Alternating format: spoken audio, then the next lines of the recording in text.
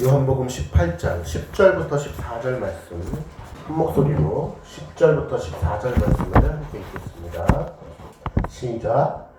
이에 시몬 베드로가 칼을 가졌는데 그것을 빼어 내 계산함에 힘을 쳐서 오른편 귀를 베어버리니 그 종의 이름은 말고라.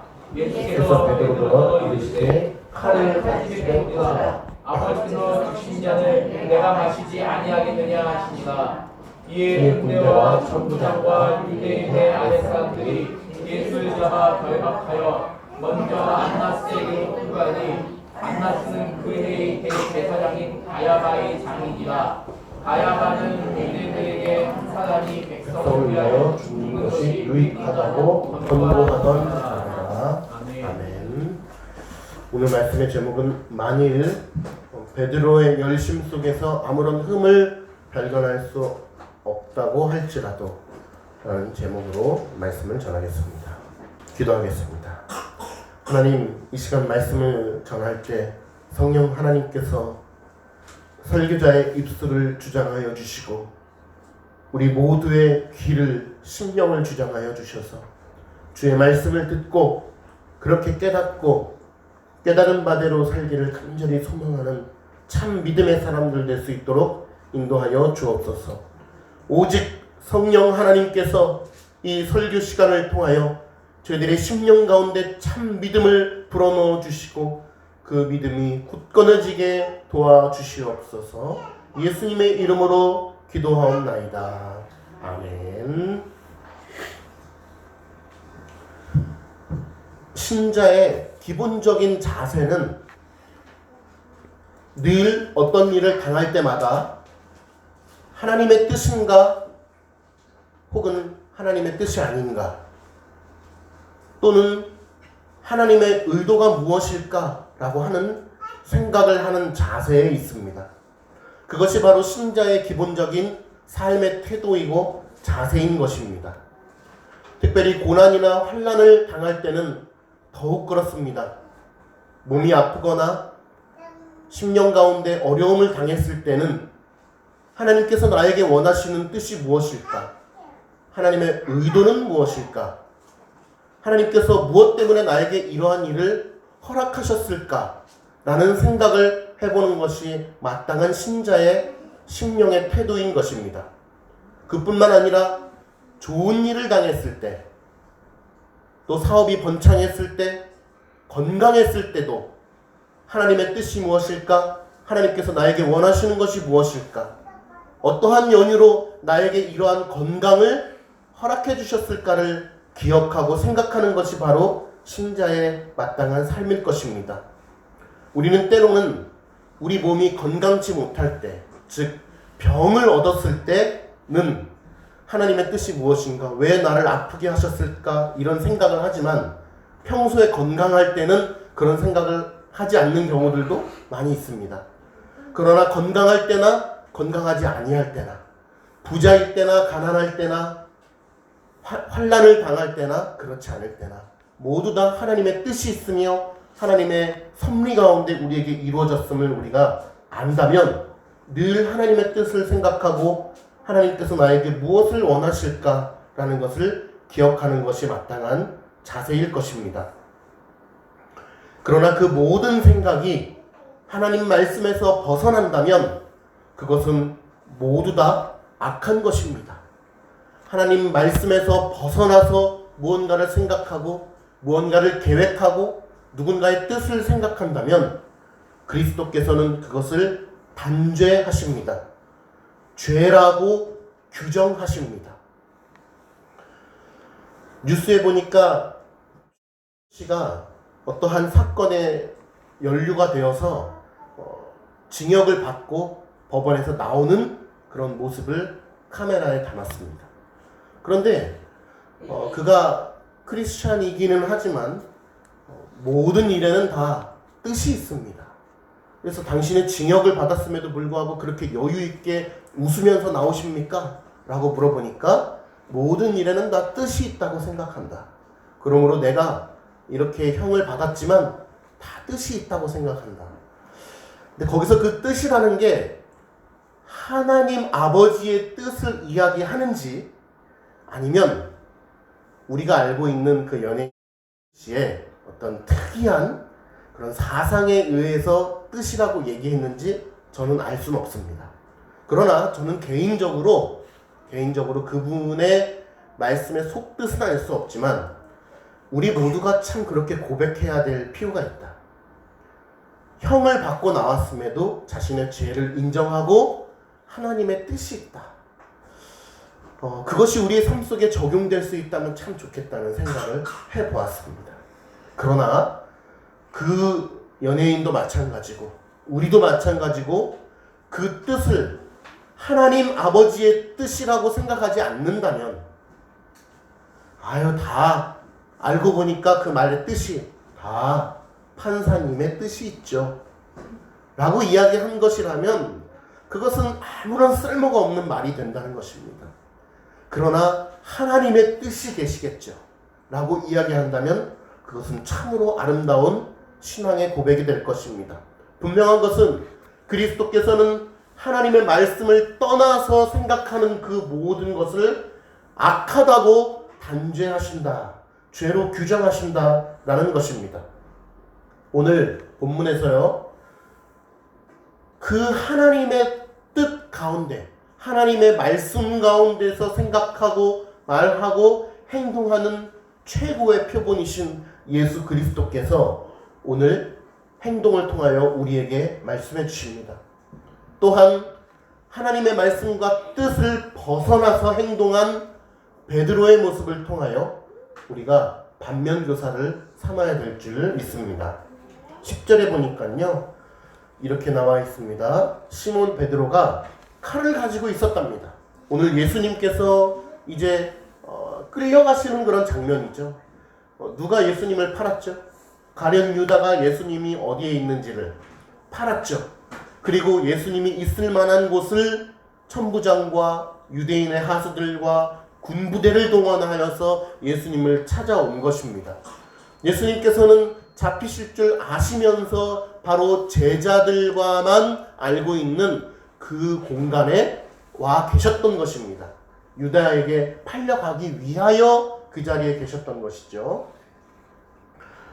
그런데 베드로가 칼을 들고 있었고, 본문에 보니까 그것을 빼서 대제사장의 종을 쳐서 오른편 귀를 베어버렸다라고 나와 있습니다.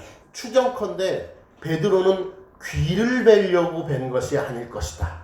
저는 그렇게 생각을 합니다.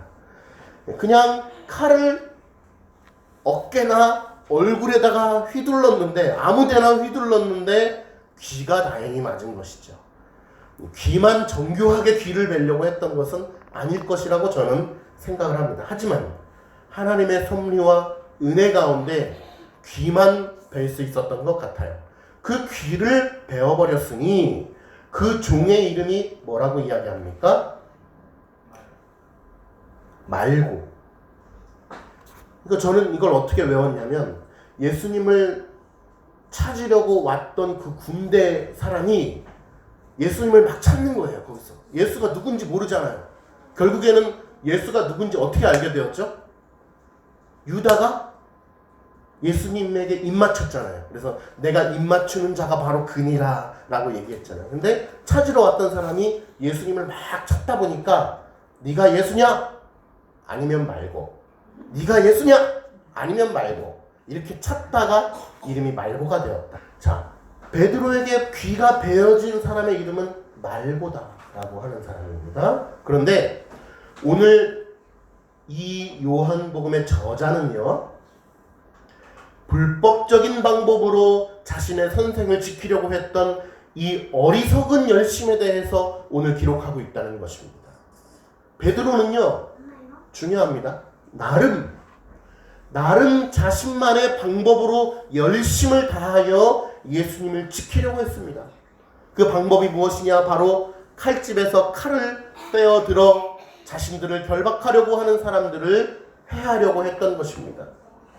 베드로는 아마도 추정컨대 나름 선의에서 자신의 선생을 지키고자 예수님 절대 죽으실 수 없습니다 라고 하는 나름의 선의로 그들을 이렇게 해한 것이 분명합니다. 그러나 자신에게 주어진 소명이 무엇인지는 생각하지 아니하고 하나님께서 허락하신 것이 무엇인지는 생각해보지 아니하고 자신의 열심을 다하여서 최선을 다하여 행한 것이 예수 그리스도로 말미암아 호된 질책을 받게 됐다는 사실입니다. 예수님께서 야, 너 정말 잘했다. 나를 지켜주려고 칼을 휘둘렀구나. 내가 나중에 십자가에서 죽을 때 너를 기억하마. 내가 너의 그 충성을 내가 기억할게 라고 일반 사람 같으면 아마 말씀을 하지 않았을까 싶어요. 저 같았으면 내가 나중에 정권을 잡으면 너는 국무총리다 이렇게 해줬을 것 같아요. 그런데 예수님께서는 그렇게 말씀하지 않으셨고 오히려 호된 질책을 베드로에게 말씀하셨다는 것입니다.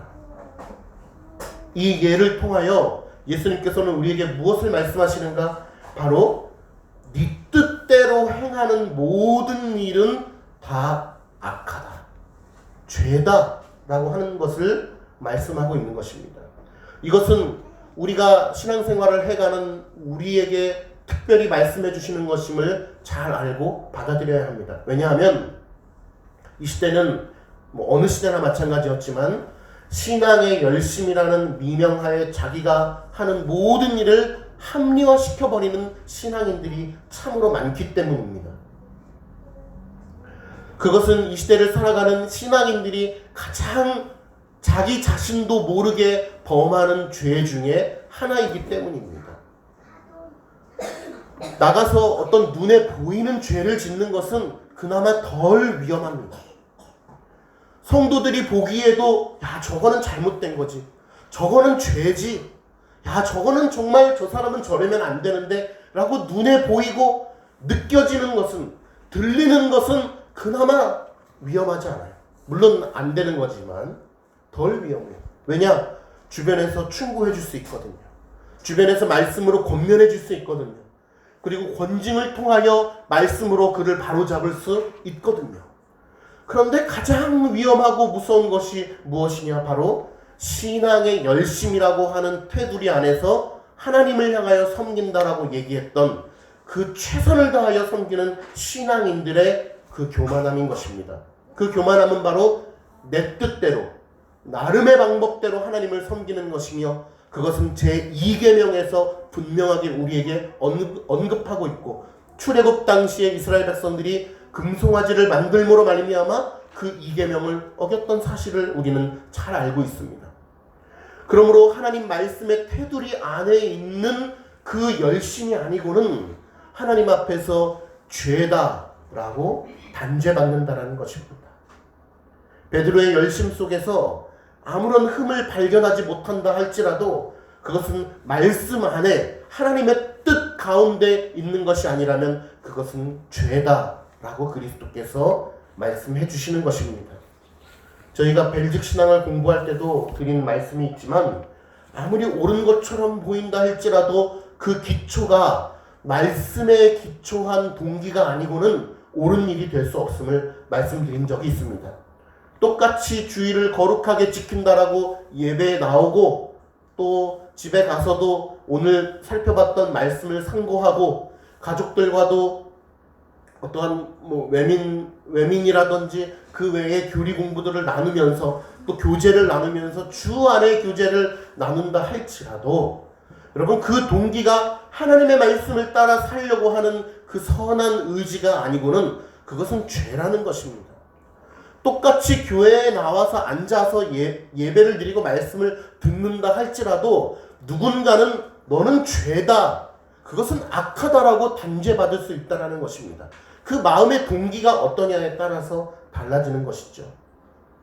예를 들어드렸던 것이 바로 일본에서 일본인을 구하고 전철 선로에서 죽어갔던 우리 자랑스러운 대한민국 있지 않습니까?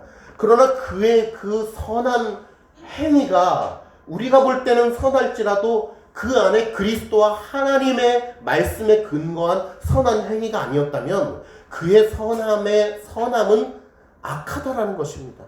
물론 우리가 볼 때는 일시 동안은 선할 수 있어요. 그러나 아주 잠깐 동안입니다. 일시적인 거라는 것입니다. 심판대 앞에 가서도 주님께서 그것을 옳다 선하다라고 여기지 않는다는 것입니다. 왜? 그 근거가 하나님 말씀 안에 있지 않다면 아무런 소용이 없다라는 것입니다. 그러니 우리의 모든 생각의 근원에 하나님의 말씀에 근거한 세계관을 먼저 정립하는 것이 얼마나 중요합니까? 우리 모두는 다 자녀를 사랑하시죠. 자녀를 사랑하는데도 불구하고 그냥 내 자식이니까 사랑해야지 라고 하는 것은 옳지 못하다는 것입니다. 그러나 하나님께서 나에게 허락해 주신 이 생명과 영혼, 이 땅 가운데 나의 자녀로 태어나게 해주신 하나님의 그 섭리 가운데 주의 형상인 줄 알고 우리가 그를 섬긴다면 그것을 하나님께서 기뻐하시는 것입니다. 우리 이 자리에는 우리 자녀들이 있죠. 호진이 안녕? 호진이 안녕? 채은이 안녕? 이렇게 자녀들이 있는데 6살이면 우리가 볼 때는 참 어린데 60대의 어른이 볼 때 20대는 어떨까요? 사실 나이 차이가 더 많이 나요. 어떻게 보면 저가 이렇게 호진이를 보는 것보다 나이 차이를 우리는 굉장히 중요시 여긴단 말이에요. 저들은 아직 미성년자니까 알아들을 수 없어 라고 하는 생각을 가지고 있지만 그런 생각은 틀렸다라는 것입니다. 하나님께서 그것을 기뻐하지 않으십니다. 그러면 우리는 한 사람 한 사람 어린 자녀들 뿐만 아니라 서로가 서로를 바라볼 때도 어떻게 바라봐야 되느냐? 하나님께서 만드신 너무나 귀한 형상이시군요. 하나님께서 그 인생을 허락해 주신 너무나 아름다운 인생이시군요 라고 바라보면서 우리는 한 형제요 한 자매를 바라봐야 되는 것입니다. 하나님 말씀에 근거한 사랑이 아니고는 그 사랑마저도 헛되다. 기독교인이라면 마땅히 반대해야 되는 법들이 있는데 그것은 첫 번째 여러 가지가 있지만 낙태 이런 것도 있죠. 낙태, 차별금지법, 그리고 동성애 이런 것들입니다. 그런데 문제는 아마 우리 모두는 다 기독교인이라면 그것을 반대할 줄 믿습니다. 마땅히 견지해야 될 마음이에요. 그런데 문제는 뭐냐면은 하나님을 전혀 모르는 사람도 그걸 반대하고 있단 말입니다. 예수 그리스도랑은 관계도 없는 사람인데도 불구하고 동성애 반대한다고, 차별금지법 반대, 낙태 반대한다고, 생명 소중하다고 이러고 있는 것을 잘 아시죠. 하나님을 전혀 모름에도 불구하고 그러한 주장을 외치고 있는 사람은 우리가 볼 때는, 정치적으로 볼 때는, 사회적으로 볼 때는 그것이 옳다고 여겨지지만 그 안에 그리스도가 없다면 그것이 옳은 것이 아니라고 말할 수 있어야 된다는 것입니다. 왜? 성경이 그렇게 말씀하고 있기 때문에 그렇습니다. 아마도 제자들은 베드로를 보면서 야, 베드로 정말 잘했어. 베드로 정말 옳아. 우리의 선생님을 지켜야지 라고 생각했을지도 모릅니다.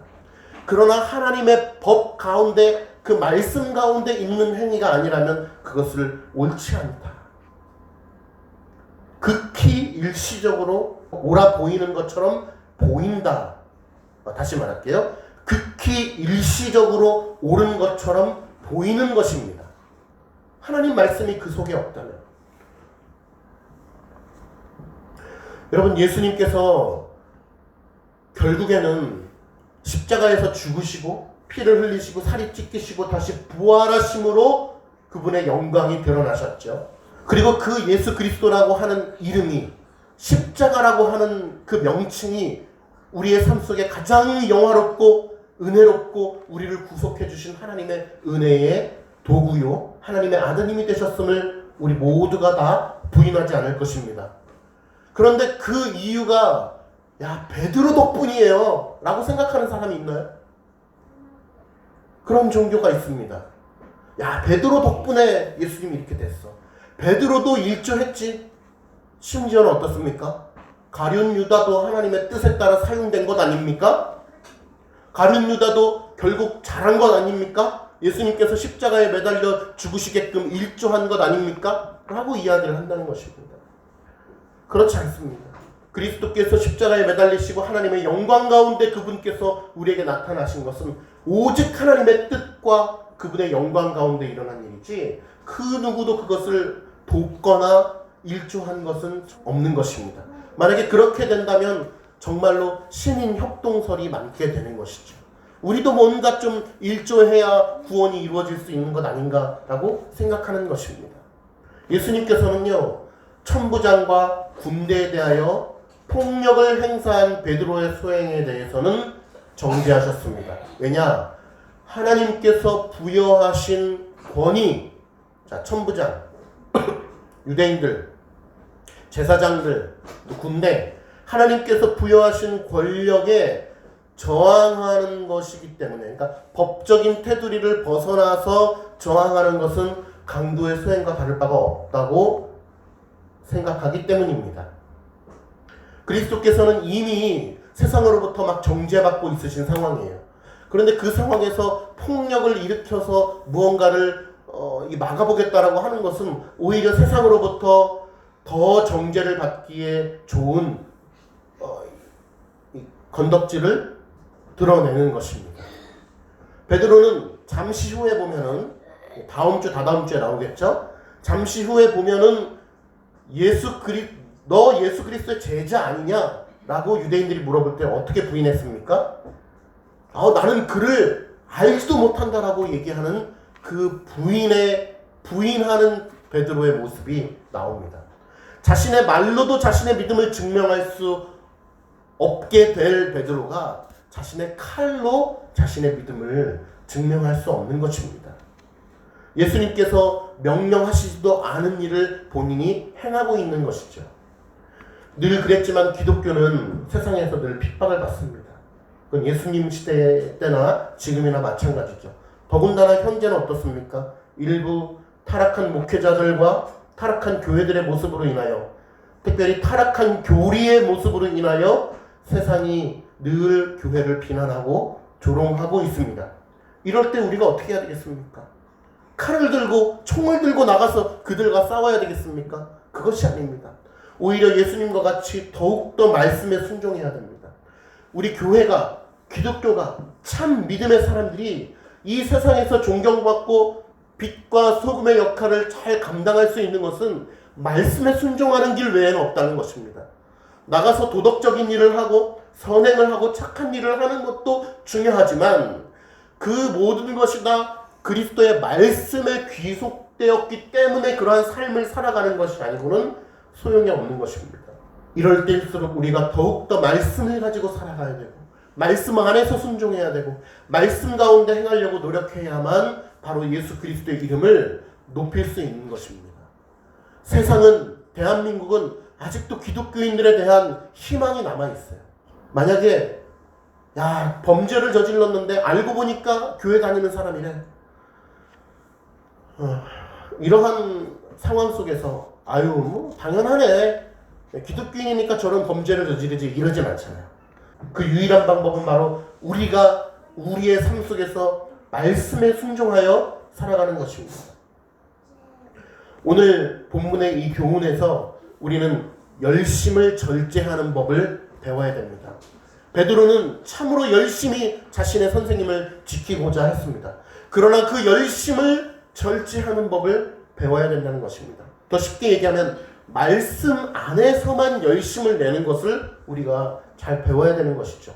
우리의 육신은요, 그냥 내버려 두면 하나님의 명하신 것을 넘어서서 만용을 부리려고 하는 성향이 있기 때문에 우리는 하나님의 말씀을 거슬려서 어떠한 일을 감행할 때마다 늘 하나님께서 분별의 영을 주시도록 늘 기도해야 될 것입니다. 저는 근처에 있는 큰 교회에서 사역을 할 때 제 별명이 뭐였냐면 아이디어 뱅크였어요. 왜냐면 저는 어려서부터 늘 너무나 엉뚱하다는 소리를 많이 들었습니다. 야, 이재신, 너는 왜 이렇게 엉뚱해? 너는 왜 맨날 헛소리만 해? 너는 이상한 소리만 해? 너는 주제와 관련이 없는 얘기를 하고 있어. 너는 정말 큰일 났어. 이런 얘기를 평생 들어왔어요. 그런데 사역자의, 너무 웃으시는데 사역자의 길을 가고 났는데 하나님께서 은혜를 주셔서 그 안에 저의 엉뚱함과 참 황당 무계함이, 그러고 보니까 제 별명이 황대장이었네요. 황당해가지고 늘 황당한 얘기만 하니까 그런데 그 사역자의 길로 간 이후에 하나님께서 저에게 은혜를 주시고 거듭나게 해주셔서, 말씀 안에서 거듭나게 해주셔서, 이제 신이 아니라 예수 안에 있는 제 신으로 새롭게 태어나게 해주셨는데, 하나님께서 나에게 주신 그 장점과 은사들이 얼마나 잘 활용되었냐 하면은, 그 큰 교회에서 야, 이제 신은 아이디어 뱅크야. 저 사람, 저 전도사한테 물어보면 돼. 저 전도사한테 물어보면은 우리가 어떤 프로그램을, 어떤 일을 기획하면 될지 아주 기발한 아이템들이 많이 나와. 그래서 제가 정말 많은 아이템들을 많이 만들어내고 홍보물을 기획하고 예배를 기획하고 그런 사람이었습니다. 네, 아멘 하시면 안 되는데 이제 그런 사람이었습니다. 그러나 그 많은 것들이 말씀을 벗어난 저의 의도였어요. 그 당시에는 깨닫지 못했지만 하나님께서 과정을 통해서 깨닫게 해주신 줄 믿습니다. 그러나 그 모든 것들이, 아이디어 뱅크라고 불렸던 것들이 사실은 말씀을 벗어난 나의 노력들이었다는 거예요. 어떻게 하면 사람들이 많이 모이게 할까? 어떻게 하면 예배가 더 멋져 보이게 할까? 어떻게 하면 예배 시간에 사람들이 더 감동을 찌릿하게 받게끔 할까? 이런 것들을 늘 연구하는 자리에 있었다는 것입니다. 그러나 그것이 하나님의 명령을 넘어선 만용이었다는 사실을 제가 하나님의 은혜 가운데 깨닫게 된 것입니다. 그러한 일들을 감행할 때마다 우리의 열심은 좋지 않은 결과를 nem과 동시에 하나님 앞에서의 톡톡한 대가를 치르게 된다는 것입니다. 제가 프로그램을 만들 줄 몰라서 안 만드는 것이 아니고, 예배를 만들 줄 몰라서 안 만드는 것이 아니고, 어떤 성경 공부 제자훈련 프로그램을 만들 줄 몰라서 안 만드는 것이 아니겠죠. 그러한 프로그램들은 이 세상에나 너무나 많이 나와 있고, 예배의 형식, 기획 예배, 예배 앞에 이름이 얼마나 많이 붙습니까? 다른 예배들 보시면 무슨 여성 예배, 남성 예배, 회복 예배, 치유 예배, 건강 예배, 장례 예배, 뭐 다 갖다 붙이면 예배가 되는 것이죠. 박사학위 졸업 감사 예배, 다 갖다 붙이면 예배가 되는 것입니다. 그러나 그러한 것들이 옳지 못하다는 것이죠. 하나님 말씀을 벗어난 나의 열심이 될 수 있다는 것입니다. 프로그램을 만드는 것 자체가 죄가 아니라, 성경 공부나 제자훈련을 만드는 것 자체가 죄가 아니라, 그런 것 하나를 기획하고 생각할 때도 정말 말씀 안에서 철저히 나 자신을 상고하면서 늘 조심해야 되는 것입니다. 한 발자국 한 발자국, 특별히 작지만 제가 담임 목사로서, 목회자로서 한 발자국 한 발자국 할 때마다 정말 하나님의 뜻에 부합되는지 고민하고 생각하고 말씀을 통하여 반추하여 보고 늘 기도해야 되는 것입니다. 단지 목회뿐만 아니라 우리의 모든 삶에 적용이 되는 것이죠. 여러분들의 삶에 그것이 적용돼야 됩니다. 한 발자국 갈 때마다 야, 하나님 뜻인가? 내가 말씀 안에서 행하는 것이 맞는가? 하나님의 뜻 가운데 내가 올바른 일을 행하고 있는가를 늘 생각해야 되는 것이죠. 그것이 바로 예수 그리스도의 이름을 높일 수 있는 귀한 도구가 되는 것입니다. 그리스도를 위하는 자들일수록 실수를 범하지 않도록 신중하게 처신을 해야 된다는 것을 오늘 본문을 통해서 이야기하고 있는 것입니다. 말씀을 벗어난 나의 열심으로 하나님의 뭔가 결과를 이끌어내려고 하는 것은 죄가 될 수 있다는 것입니다. 그러니까 한 발자국 한 발자국 갈 때마다 참으로 주의 말씀 안에서 우리의 삶을 되돌아보는 것입니다. 11절에 보니까 예수님께서 너의 칼을 칼집에 꽂으라 라고 말씀하시면서 이렇게 말씀합니다. 아버지께서, 뒤에 말씀이 더 중요합니다. 칼집에 꽂으라. 아버지께서 주신 잔을 내가 마시지 아니하겠느냐 라고 말씀하고 있습니다. 베드로의 행동을 질책하시면서 칼집에 칼을 꽂으라고 말씀합니다. 왜냐하면 법과 제도가 허용되는 한도를 벗어나서 무력으로 대항하는 것은 예수님의 방법이 아니기 때문입니다.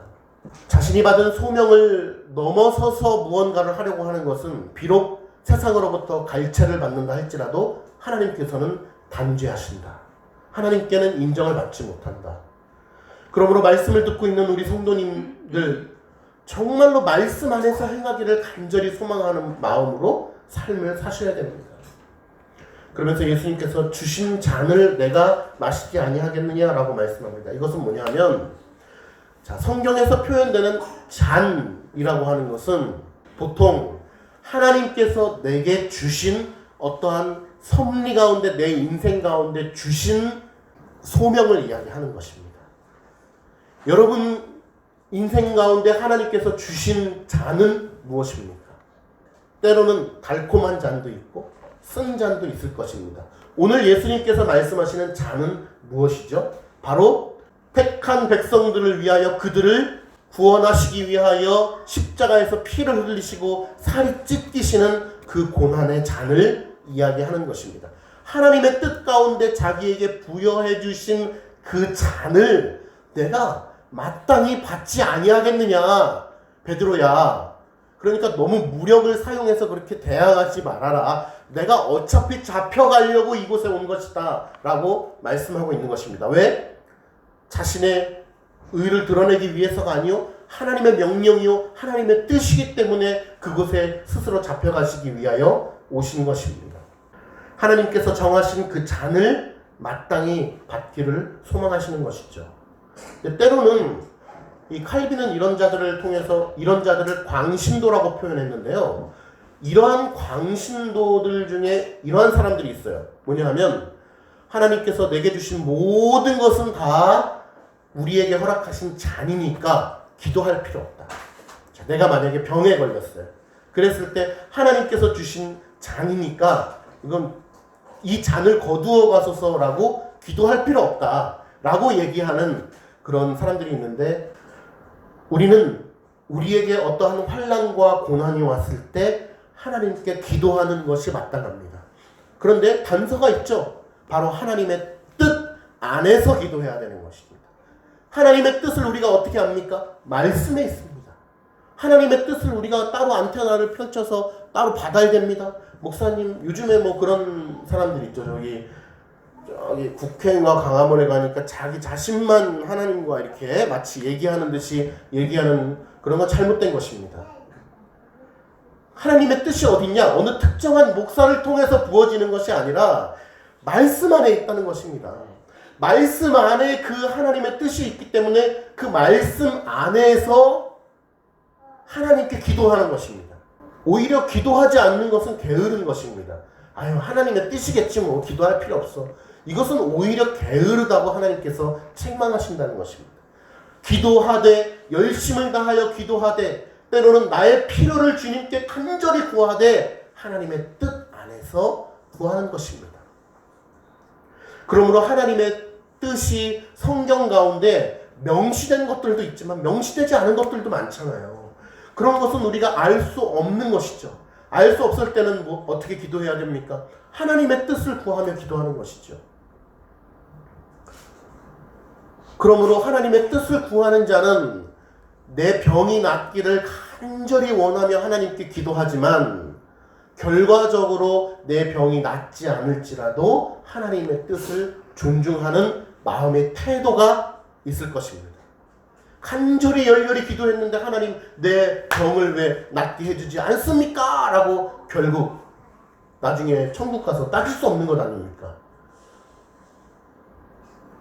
전심으로 나의 병을 낫기를 위해서 기도했으나 결국에는 죽었다.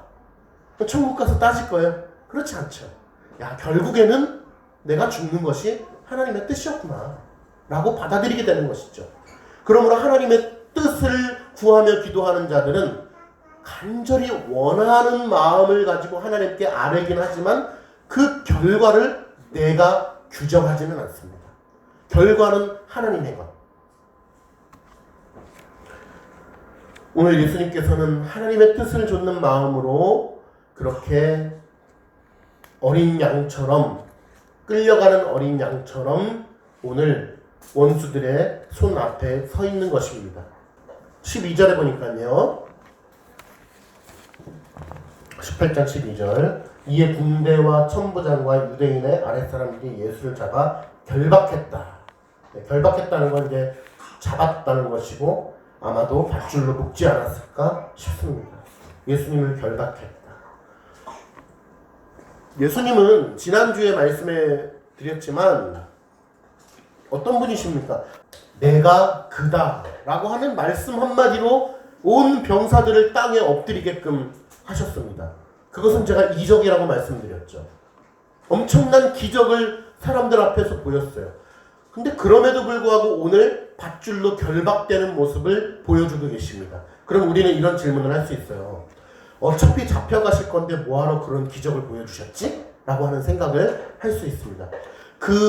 내가 그니라 라고 하는 말씀으로 인하여서 모두가 엎드려지게 된 그 기적을 보여주신 이유가 있습니다. 그것은 두 가지인데요. 첫 번째는 힘이 없어서 붙잡혀서 가는 게 아니라는 것을 보여주시기 위한 거예요. 그러니까 혹자들은 오해를 할 것입니다.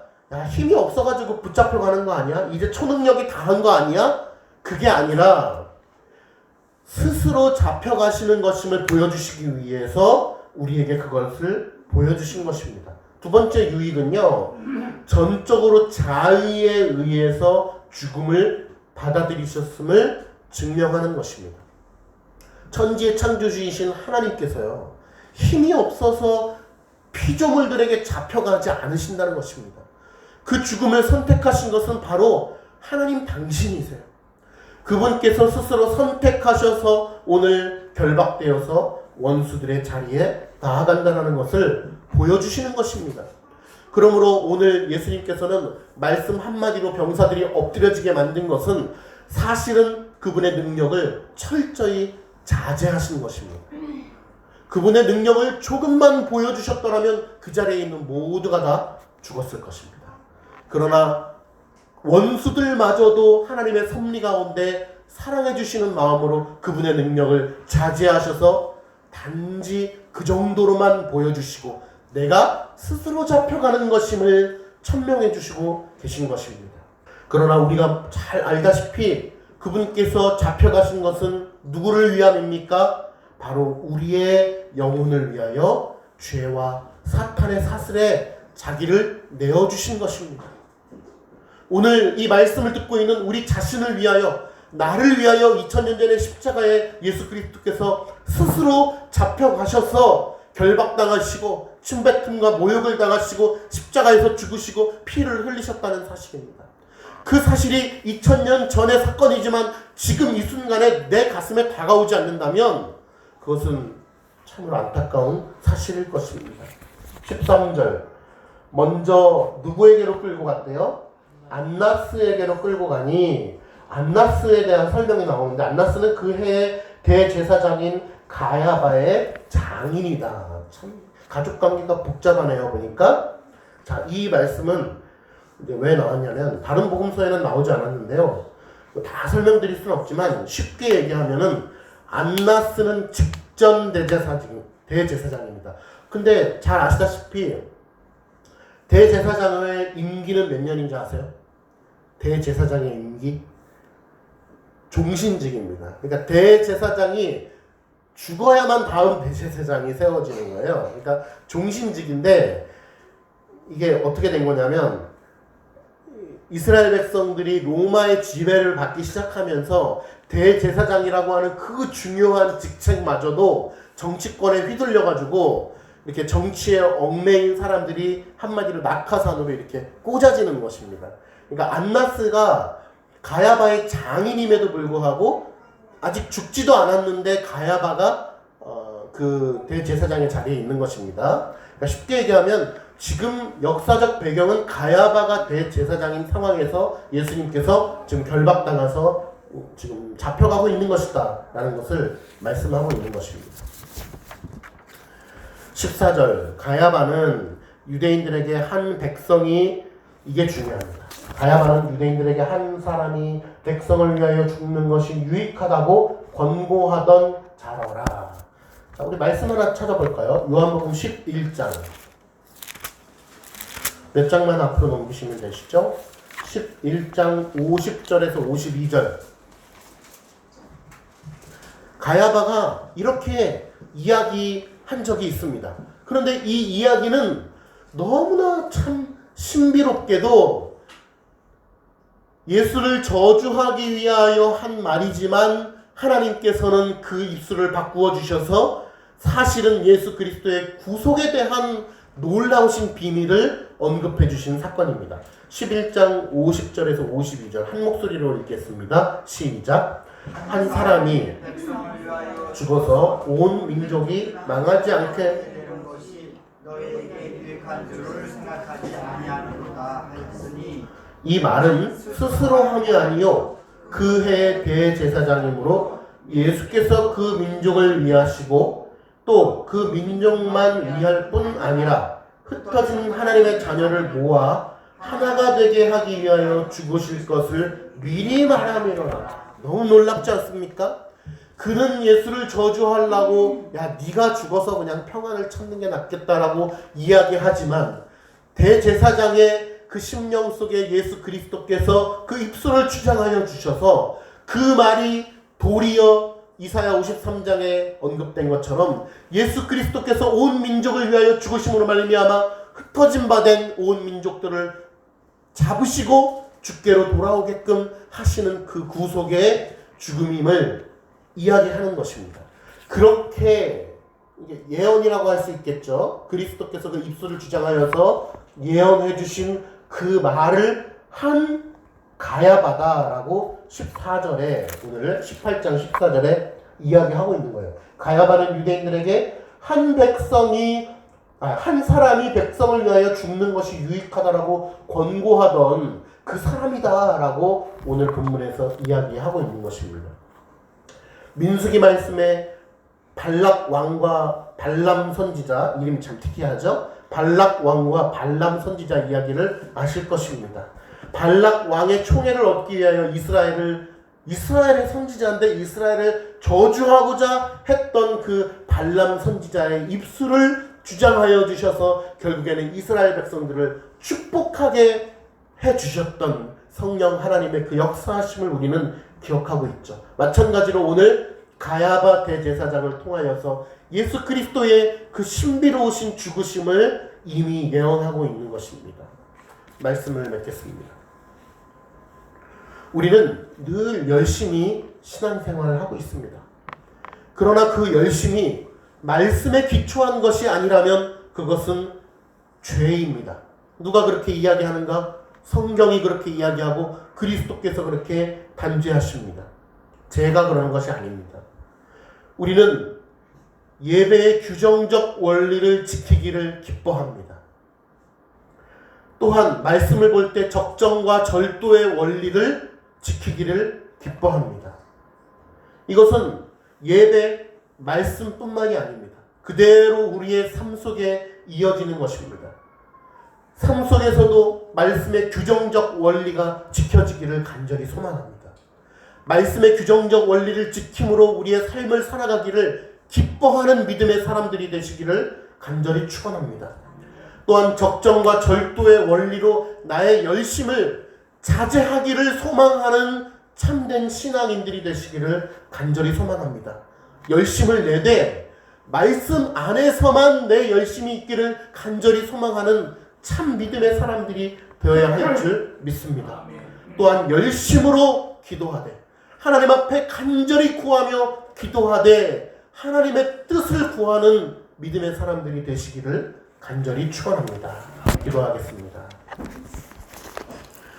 하나님, 오늘 베드로의 행동을 통하여 그의 행동이 우리가 볼 때는 아무런 흠을 발견할 수 없을지라도 말씀에 기초한 것이 아니라면, 하나님의 뜻 안에 있는 것이 아니라면 그 모든 것이 악함을 우리가 다시 한번 깨닫습니다. 우리의 삶 속에도 말씀의 규정적 원리와 우리의 열심 가운데 적정과 절도의 원리가 지켜지게 하시고 하나님의 뜻을 구하며 열심으로 기도하는 저희들 모두가 되게 하옵소서. 예수님의 이름으로 기도드리옵나이다. 아멘.